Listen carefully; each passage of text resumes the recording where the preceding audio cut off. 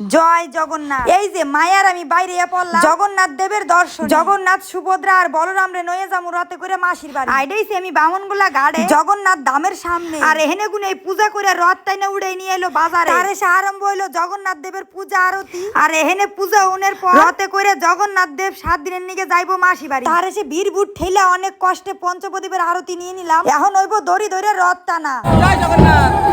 এই যে আমি রথ টানুন দেখে গেছিলাম, কিন্তু বাইরে বাই দেখি কি মানুষই আমার টাইনে নিয়ে যাউন ধরছে ভিড়ে। অনেক কষ্টে কষ্টে রথে দড়িটা ধরে একটু প্রণাম করে নিলাম। তার এসে মায় নিয়ে এলো জগন্নাথ দেবের প্রসাদ। আর দেহ মানুষের ভিড়। এইটা হইলো আমার বাসস্থান, আমার বামনগোলার রথ যাত্রা। ছোটবেলা গুনে দেই হাইবার নাকছি। সারা বছর টাহা জমাইতাম যে রথের মেলায় যামু আর টাকাইনে পুতুল কিনুম।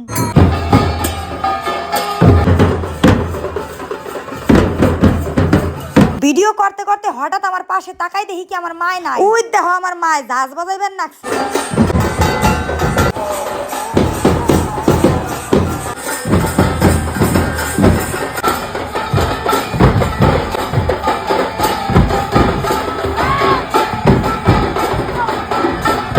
রথ যত আইগাই মানুষের ভিড় ততই বাড়ে। এক হাতে ব্যাগ আর এক হাতে ফুল, তাও আমার নাচুন বন্ধ নাই। প্রায় 2 বছর রথে আসিলাম না। দেখো আমাকে রসগোল্লা কি সুন্দর হরিবলো করবার না। ঘুম সাইন্না গরমও পড়ছে, তাই গলাটা একটু ভিজাই নিলাম। তার এসে সবাই মিলে আমোদ ফুর্তি কইরা রওনা দিলাম বাড়ির দিক।